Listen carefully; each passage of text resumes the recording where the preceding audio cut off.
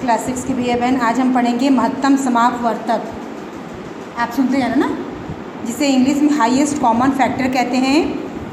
इसका परिभाषा मैं आपको पहले बता चुकी हूँ कि जो सबसे बड़ा उभयनिष्ठ गुणनखंड या अपवर्तक, गुणनखंड को अपवर्तक भी कहते हैं, जो सबसे बड़ा उभयनिष्ठ गुणनखंड होता है वो क्या कहलाता है? महत्तम समापवर्तक कहलाता है, जिसे इंग्लिश में हाईएस्ट कॉमन फैक्टर कहते हैं। ठीक है, तो इस उदाहरण जो उदाहरण दिए गए इसको मैं बुक में समझा रही हूँ, आप ध्यान से समझेंगे। देखिए यहाँ पे उदाहरण दिया गया कि 48, 64, 72, 48, 62, 64, 72 के क्या निकालिए? महत्तम समापवर्तक निकालिए। ऐसे आपके पास प्रश्न आएगा।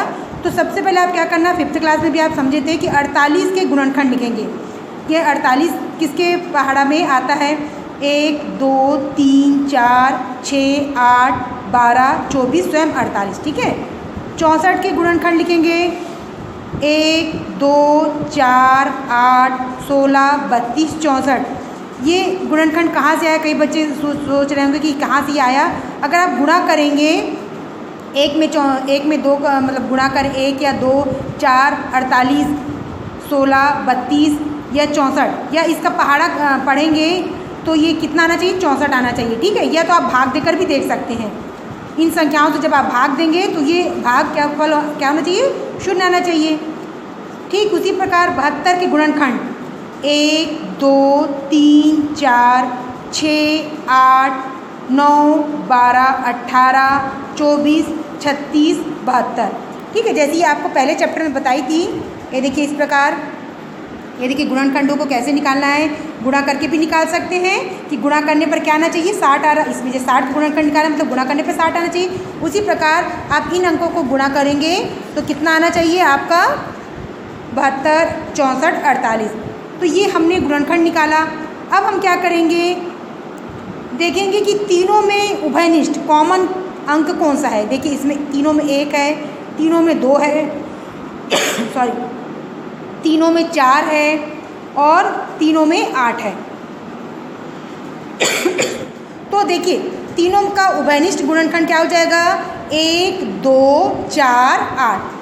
अब इसमें से हमको सबसे बड़ा गुणनखंड वो क्या होता है? महत्तम समापवर्तक होता है। तो सबसे बड़ा गुणनखंड क्या हो जाएगा? 8 होगा। ठीक है, तो इस प्रश्न को आप इसमें कॉपी में बना लेंगे और उसको ऐसे ही समझेंगे।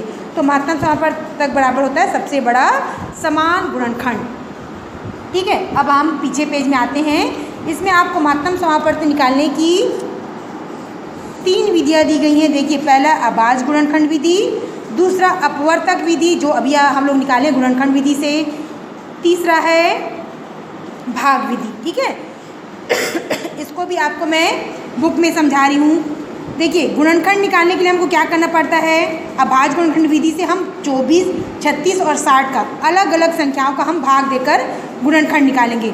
जैसे 2 में 24 का भाग दिया कितना आया? 12, 12 में 2 का भाग दिया आया 6, 6 में 2 का भाग दिया आया कितना? 3, 3 में 3 का भाग दिए तो 1 आया। जब तक 1 नहीं आएगा हम भाग देते चलेंगे। ठीक है, भाग देना सभी भैया बहनों को आता ही है। 36 में अब 36 का अभाज्य गुणनखंड निकालना है तो हम क्या करेंगे? 2 में 36 का भाग देंगे कितना है? 18, 18 में 2 का भाग देंगे तो आएगा 9, 9 में 3 का भाग देंगे आएगा 3 और 3 में 3 का भाग देंगे तो कितना आया?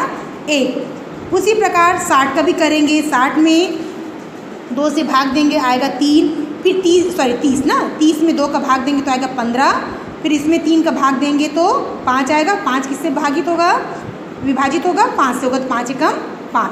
ठीक है, तो ये हम नीचे में क्या लिखेंगे? 24 के गुणनखंड लिखेंगे यहाँ पे, और 36 के गुणनखंड लिखेंगे, और यहाँ पे 60 के गुणनखंड लिखेंगे। अब हम तीनों में देखेंगे, तीनों में समान उभयनिष्ठ गुणनखंड कौन सा है। तो यहाँ पे 2, इसमें दोनों में 2 है, दोनों में 2 है, और सॉरी तीनों में 2 है। ये देखिए यहाँ भी 2 है और तीनों में 3 है। तो महत्तम समापवर्तक मतलब यहाँ से तीनों में से 1, 2 लेंगे। ये देखिए यहाँ से 1, 2 लिए और यहाँ से 3 लिए। 2 × 2 × 3 बराबर क्या हुआ? 2 दूनी 4, 4 तिया 12। तो ये अभाज्य गुणनखंड विधि से आप इसको हल कर सकते हैं। ये प्रश्न क्रमांक पहला आपका ऐसे ही बनेगा। अलग अलग आपको गुणनखंड निकाल कर आपको क्या करना है? आपको ये प्रश्न बनाना, जिसको मैं आपको समझा दे रही हूँ। देख लीजिए, इसका यहाँ पे कॉपी में मैं बनाई हूँ। ये देख लीजिए, आप इस प्रकार प्रश्न क्रमांक पहला बना सकते हैं। ये देखिए 120 का पहले हम निकालेंगे, फिर 204 का निकालेंगे, ठीक है। फिर हम इस प्रकार लिखेंगे 120 बराबर, ये इसी को लिखना पड़ेगा गुणनखंड 2 गुणित 2 गुणित 2 गुणित 2 गुणित 5, ये देखिए हमने लिखा है। फिर 204 का 2 गुणित 2 गुणित 3 गुणित 17। अब हम जोड़ी बनाएंगे, 2 की जोड़ी बन रही है, इधर 2 की जोड़ी बन रही है, 3 की जोड़ी बन रही है, तो यहाँ पे 120 व 240 में उभयनिष्ठ गुणनखंड 2 2 3 है। अब हम इसको महत्तम समापवर्त निकालेंगे, मतलब 2 गुणित 2 गुणित 3 मतलब 2 दूनी 4, 4 तिया 12। तो इस प्रकार अभाज्य गुणनखंड निकालेंगे। तो ये चारों प्रश्नों को आपको ऐसे ही बनाना है, ठीक है। अब हम दूसरा देखते हैं, इसमें भाग विधि दिया है, तो हम इसमें बुक के माध्यम से भाग विधि भी समझेंगे। पहले यहाँ पे जो दूसरा दिया है महत्तम समापवर्त निकालने की अपवर्तक विधि देखेंगे दूसरा।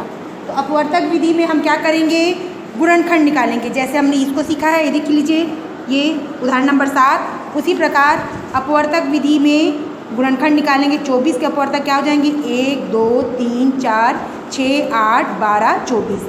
36 के अपवर्तक या गुणनखंड 1 2 3 4 6 9 12 18 36। आपको जब इसका पहाड़ा पढ़ेंगे तो इसमें 36 आना चाहिए, है ना। 60 का अपवर्तक या गुणनखंड 1 2 3 4 5 6 10 12 15 20 30 60।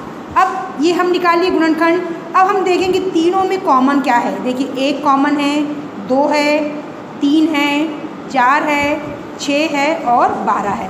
अब इसमें से 1 2 3 4 6 12 है, तो जो सबसे बड़ा गुणनखंड होता है या अपवर्तक होता है वो क्या कहलाता है, महत्तम समापवर्तक। तो ये सबसे बड़ा गुणनखंड क्या है, 12, तो 12 लिखेंगे, ठीक है। अब उसी प्रकार भाग विधि से आपको महत्तम समापवर्तक ज्ञात करना है। तो भाग विधि में आप क्या करेंगे, दोनों को एक साथ लेंगे, दोनों अंकों को 16 और 36 को एक साथ भाग देंगे। जैसे 2 से हमने भाग दिया, 2 8 16, 2 में जब 36 का भाग देंगे तो 18 हो जाएगा, ठीक है। फिर जब हम देखेंगे 2 से भाग देंगे, 2 चौक 8, 2 निया 18। अब हमको ऐसी संख्या लेना है कि जो दोनों का भाग चला जाए, परंतु इसमें 2 से भी नहीं जा रहा है, 3 से भी नहीं जा रहा है, इसलिए हमको 4 और 9 को छोड़ना पड़ेगा। तो यहाँ पे आप यहाँ पे लिखेंगे, चूँकि 4 और 9 को एक ही अभाज्य संख्या से भाग देना संभव नहीं है, इसलिए इसका महत्तम समापवर्तक क्या हो जाएगा, 2 गुणित 2 मतलब 2 गुणित 2 मतलब 4 होगा, ठीक है। ये देखिए भाग विधि से आपको ऐसे ही निकालना है।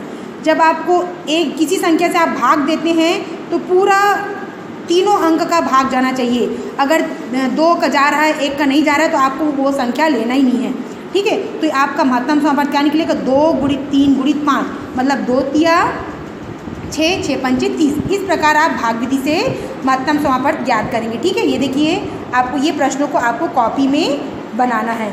अब यहाँ पे देखिए प्रश्न क्रमांक जो दूसरा है, भाग विधि से महत्तम समापवर्तक ज्ञात कीजिए। तो इसको भी मैं एक तो प्रश्न कॉपी में बनाई हूँ कि 252 और 576। तो हम क्या कर रहे हैं, 2 से भाग दे रहे हैं तो 126 और 288 आया है। फिर 2 से भाग दिए तो 63 और 144 आया। फिर हम 2 से भाग दिए तो 21 और 48 आया। अब ये 21 और 48 इसके भाग जाएगा, 3 से जाएगा, 3 से भाग दिए तो 7 आया और यहाँ पे 16 आया।